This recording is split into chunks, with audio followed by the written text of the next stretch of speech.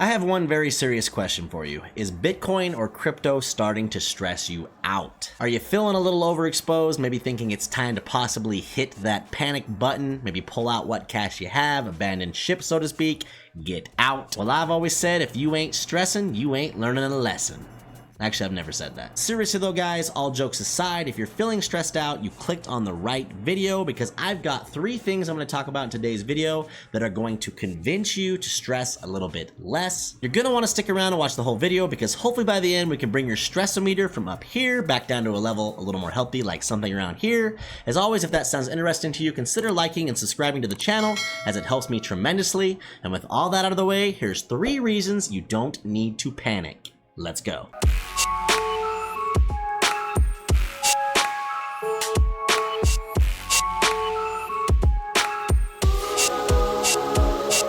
Reason number 1 really is just as simple as timing. Now, often as in the case in life, timing is important, whether it refers to like the perfect timing of when you applied for a job or asked so-and-so out or whatever, or it may just be, you know, something as simple as everything has a time, like the seasons, for example. There's always going to be a winter, spring, summer, fall, so forth. As is the case with crypto and Bitcoin, everything has its cycle or its time. Now with crypto, you always hear about the 4-year cycles, and obviously in the middle of it, everybody starts to kind of have their doubts. Is this time different? Well, it's already different because we put in a high, for Bitcoin at least, before the halving. Historically, the high doesn't come till after the halving. Now, one thing that has not changed, at least in my opinion at this point, is the timing of it all. And what I mean by that is if we take this date range tool and we drag it from the top of 2017, over to the top of this last bull run, which was 2021. You can see if we zoom in, that was 1,428 days.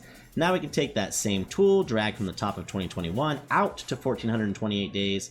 And where does that put us? We can look down here at the bottom. It's October, the beginning of October of 2025. Now, I've been on record in many of my videos saying I don't believe we're going to top in crypto till the latter half of next year, give or take a few months. It doesn't mean it's going to fall on October 6th. And in fact, there's about a 0% chance it falls on that exact same date. But the point is, we have a long ways to go, in my opinion. And just to add to that, if we take the top of 2021, same tool, and we drag from there to where we are now, we can see here on the weekly chart, that's about 994 days. Now, where were we at this point in the last cycle at 994 days? Well, let's check it out.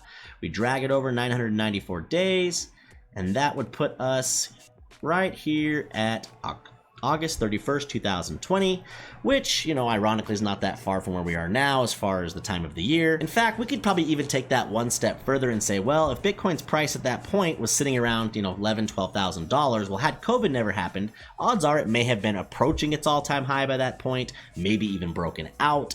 But I don't think anyone would have suspected that just a few months later, we were going to see, you know, a 3x all the way up to 60,000, and eventually, of course, an even higher price than that. I just don't think anybody could have forecasted that at that point in time, yet it still happened. Reason number 2 comes in the form of this fancy chart here that we're looking at, which is the Bitcoin and Crypto Fear and Greed Index. Now, those of you that are new to this chart, I'm not going to do a deep dive explanation on it, but just understand that they have a bunch of metrics that they use to basically assign a number to how the market sentiment is towards crypto. It ranges from extreme fear on the left all the way to extreme greed on the right and everything in between, obviously the middle being neutral, and basically can help a lot of investors know whether or not is a good time to buy.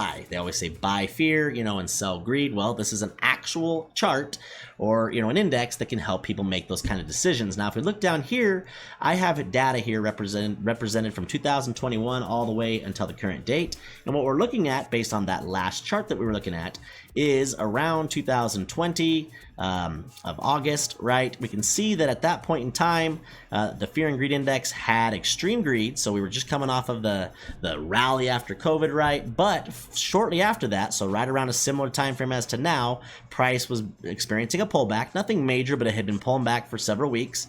And you saw the market go all the way down to 41, which was fear. And you basically spent several months there between the beginning of September of that year all the way until, you know, basically 1 month anyway, until the beginning of October. Whereas if we go back over on the chart for Bitcoin, we can see that during that time frame of 2020 from beginning of September, where Bitcoin's price was basically at 10,000, until it was at about 12,000. So not a really big range there that it was playing in. Nothing crazy crazy it had really happened, and yet there was a lot of fear in the market. I'm sure there was other things going on that we're not going to discuss in this video, but the point being is, shortly after that, you can see the explosion that ensued. Now, I'm not suggesting just because it happened last time it's going to happen again. Everything can and will change over time, but I just wanted to point out that right now we're sitting at a 57, which is still greedy, but we've obviously been coming back. Last week we were greedy as well, but we were a 68, so much higher on the index. And, you know, historically speaking, some of the best times to buy and some of the best rallies come after we see fear, and especially extreme fear. So could we pull back a little bit further, maybe even possibly put in a new low, or at least test the lows again? This is all entirely possible, but all I know is that if that happens, of course, the fear and greed index is going to plummet down to at least fear and most likely extreme fear. Would that scare me out of the market? Absolutely not. That would be one final dip. I would just be sitting there waiting to buy. And finally, reason number 3 is going to be comparing the market cap then, as in the top of 2021, to the market cap now. By then, of course, I mean where was the crypto market cap at about this point in the cycle, last cycle. Now, first we're going to look at where it topped at. So this is Coin Codex again. We have November 10th put in. That's when Bitcoin put in its top in 2021. We can see the market cap was sitting at about 3 trillion, a little over.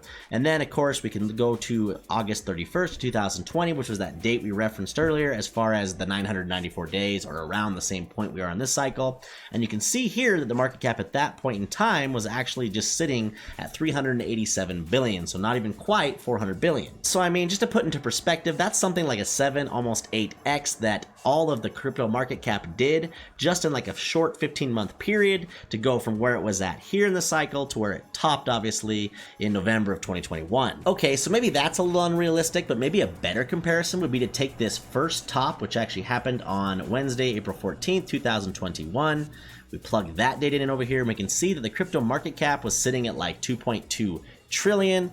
Okay, then fast forward to the date of the overall top, which we know is November 10th of 2021, right? We plug that in, we go back up here. That was about a 3.06 trillion. Well, obviously for Bitcoin, that was really only like a 8% increase from, you know, the top peak 1 to peak 2 was only about 8%, but the 2.2 trillion to over 3 trillion was almost a 40% increase. So what does that tell me? That the majority of the money on the second rally up was directed towards the altcoins. In fact, there's probably a million examples I could show you, but we could use something as simple as Cardano or ADA, just because that's a large cap coin. Everybody knows Cardano. And if we hop over to its chart, we can see here that in April, basically from April all the way through July of 2021, right before Bitcoin started its second rally, it kept bouncing off that support of right around $1, right? Well, during that second rally of Bitcoin, Cardano ended up breaking $3. So obviously from that low of when Bitcoin pulled back, or during that time, to its peak, it saw a 3x, and that's a large cap coin. And then maybe if we want a more extreme example, we can look at something like Mana or Decentraland, and we can see here that during that Bitcoin pullback that we talked about, it saw prices as low as like 40 cents again. Well, its top was, you know, just under $6. So it basically did something like a 15x just during that second rally of Bitcoin. Now, I do think we're at the point in the bull run now where it's going to be important to pick and choose the right coins, as far as they're not all going to be created equal at this point.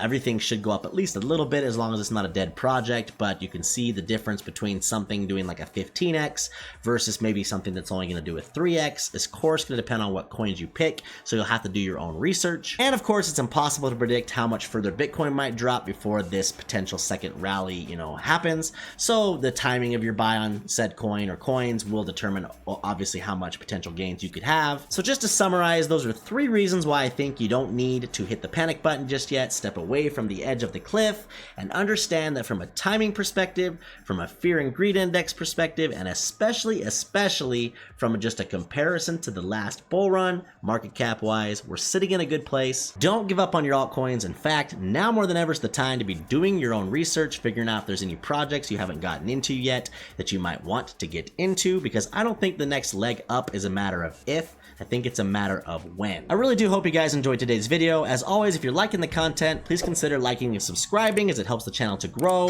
And as always, on my way out, there'll be a couple videos up on the screen if you'd like to watch some more of my content. And remember to invest in yourself.